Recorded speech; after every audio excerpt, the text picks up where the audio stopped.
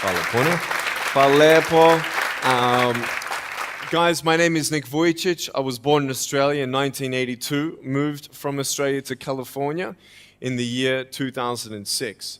And my life story, I'm just thankful that people have seen my life on some sort of level, whether it's just YouTube videos or seeing pictures of a limbless guy's smile. People always ask me, what happened to you and how did you overcome what you've been through? The title of the message that I've been given is Transforming the Walls into Doors. When I speak corporately, the line that I like to use is changing obstacles into opportunities. Now, I'm very well aware to share with you as well, I know that there are 1 billion people going hungry today. I know that this year 1 million people will commit suicide. It's 1 every 40 seconds.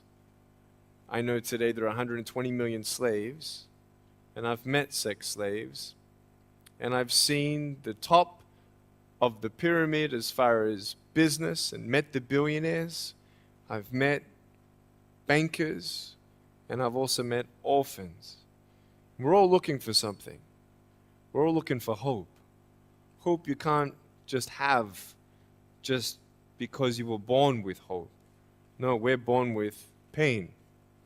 We're born and live through difficulties. And in our life, my parents always taught me that even though we don't know why I was born this way, that we have a choice. Either to be angry for what we don't have, or be thankful for what we do have. The power of that choice was the first thing that I had to overcome and decide for myself, especially in the early years of school. A lot of kids would come up to me and tease me. And I have been speaking at 5 congresses. I've met 7 presidents all around the world. My largest crowd was 110,000. I have 30,000 invitations for me to speak. So wherever I go, I talk about the value of life. I talk about anti-bullying messages for the school systems in different nations. The greatest thing is love. When we feel like we don't have enough love and we don't have enough hope, we start losing strength to live. For me, in my life as a child, I had a big wall. I was surrounded by 4 walls and a low ceiling of opportunity. I was set free in so many different ways, and especially surviving from day to day with my parents who loved me, who encouraged me, who told me that I was beautiful the way that I was, and not to worry about what other people said about me. I was actually the first special needs child to be integrated into the mainstream education system in Australia, and I was awarded Young Citizen of the Year in 1990. And the world is a hurting place, and the world needs hope, and the world needs love. Without hope, we feel like, why are we here? Well, brokenness. Here's mine. Today, I still have no arms, no legs. But everything's changed. Everything. For me, I was looking for hope and happiness, and I couldn't see it for many years. In fact, if this side of the table represents my hope, truth encourages me to become all that I can be. But then we have lies every day coming in our mind, people who discourage us. You know the people that you have in your life who, no matter how good of a day you're having, they'll bring you down. Or no matter how bad of a day you're having, they'll bring you even lower. You know what I'm talking about? Think of the 3 biggest discouragers in your life. They're not your biggest discouragers. You are. You are. It only takes 3 seconds for me to tell you something discouraging, but then you may never forget my words. I've met so many 50-year-old women and 40-year-old women who still remember what their fathers told them that they wish they never heard. Words are powerful. When you hear those words and then your mind starts growing with these lies. Nick, you're not good enough. Nick, just give up. Nick, you're never going to get a job. You won't get married. You can't even hold your wife's hand. What kind of a father are you going to be if you can't even pick up your kids when they're crying? You're alone. Sure, your parents hug you, but their hugs can't heal you. Just give up. Just give up. Just give up. Just give up. Just give up.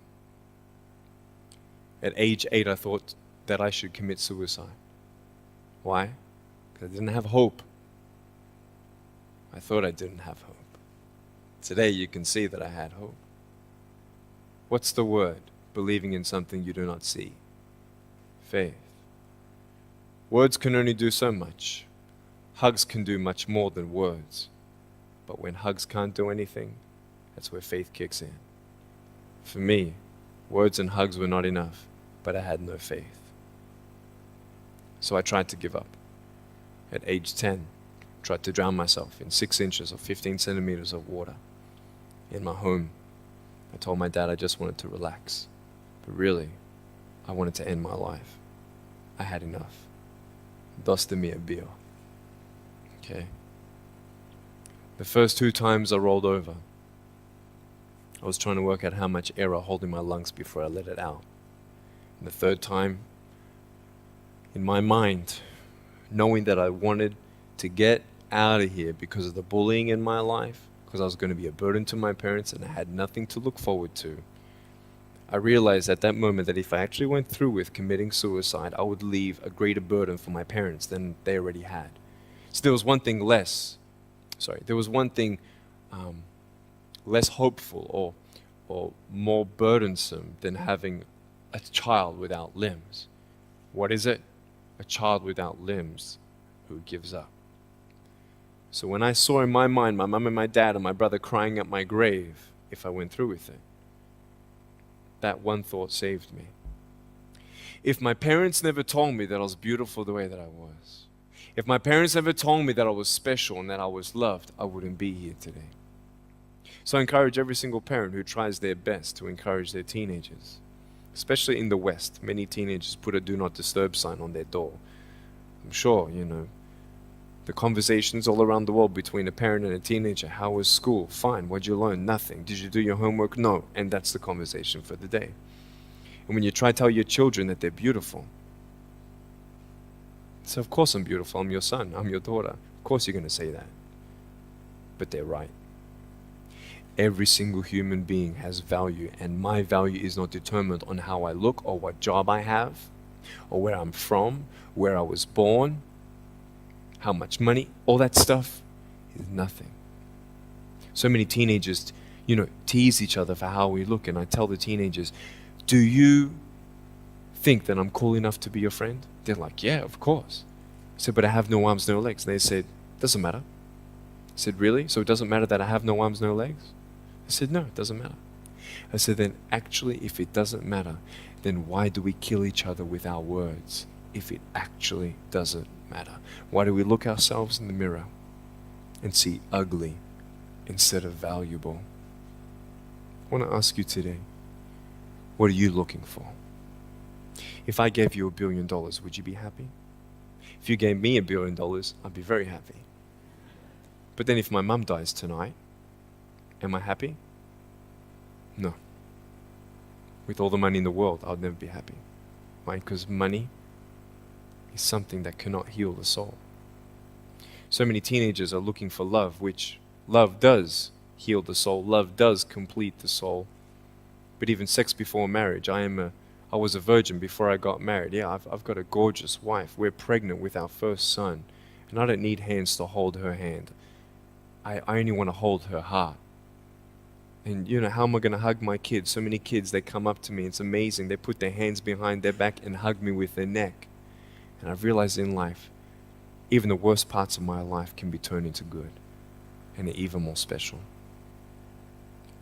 So many teenagers, they're looking for love. So they're going to go do this and go do that and have sex before marriage. For me, sex out of marriage is like a $5 Gucci watch. Sex within marriage and having sex with someone who loves you, who's committed to you for the rest of your life, going to be the mother or father of your kids. That's what love is. You can talk, you can sleep with as many people as you like, but never know for sure, do they love me? Love is a lifelong commitment. You see, there are choices in life, and we're looking. I want to ask you, what are you looking for? Well, if I can just get drunk, why not, man? I only live once. Well, if that's the way you believe, great. But for me, I'm a greedy man. I don't want to live for 90 years. I want to live for billions of years. And I know that every day my choices will affect this life, other people's life, and my eternal life. You got to come to the truth of knowing who you are and why you're here. William Barclay, he said, the greatest 2 days in anyone's life, the day you were born and the day you knew why. So, you're ugly. No, I'm beautiful the way that I am. And if you can't believe that for yourself, so many girls especially stay with their emotionally abusive boyfriends. Because if I break up with him, then who's going to want me? See, we all want love. That's why we do what we do sometimes. To get into the crowd, I'm going to swear, I'm going to be cool. That's what this world is. I want to look like her. If I was taller, shorter, smarter, more popular, whatever you want. It's not enough until you find the truth. I'm wonderfully and fearfully made. There's a greater purpose for my life. I am here for a reason. Sure, I didn't get a miracle. Yeah, I believe in a God who can do miracles, and I have a pair of shoes in my closet. Why? I've seen blind people seeing and deaf people hearing. That's fine if you don't believe me. I got it on camera. But I realized something. If God doesn't change my circumstance, He's going to use my life to be a miracle for someone else. When you don't get a miracle, you can still be a miracle for someone else. I'm going to close off with this beautiful story. I was in Southern California. I have two organizations. I have a non-profit organization and I have a for-profit. I probably spoke between years 2007 and 2010, 1,000 times, 600 flights. And I've spoken to 4.5 million people face to face. In the last 48 hours here in Serbia, we've reached 5 million through media. So, we have the heart of people to love others. We want people to love each other, love yourself, dream big, and never give up. We're all looking for hope, aren't we? What are you looking for? Money, drugs, sex, alcohol, pornography, fame, fortune. Never satisfies. It's never enough. But I have come to a peace. So check this out. When I'm 24 years old, 5-6 years ago, I was in California. And I never met anybody else like me. When I was 10 years old, I wish I would have met somebody like me. Never did. Didn't get that miracle. But at 24, in California, I saw a little boy with no arms and no legs. 19 months old, just like me. I knew he was going to be bullied. I knew he was going to go through depression. I knew he would feel alone. I knew that he would get worried if he's ever going to have a girlfriend, and so on and so on. I got the father to bring him up on stage in front of 2,000 people. And everyone was crying. And it was a materialization of when you don't get a miracle, you can be a miracle for someone else. I am not a superhero. I go through ups and downs. So do you. But take one day at a time. And if you haven't found that peace of knowing who you are and why you're here, and where you're going when you're not here, for me, I want you to know that's how I've overcome. I don't have any walls. My book's called Life Without Limits. And what will be. I've acted in a short film, 30 awards. I got Best Actor in a short film. I've done my own music video. I've written 2 books. First book, 30 languages, 800,000 copies. I'm 29 and we know 1 billion people know who I am. Not to bring up my pride or my name or my status, trust me, I'm just like you. But I hope you are inspired to know that if I can dream big, then so can you. There are no walls.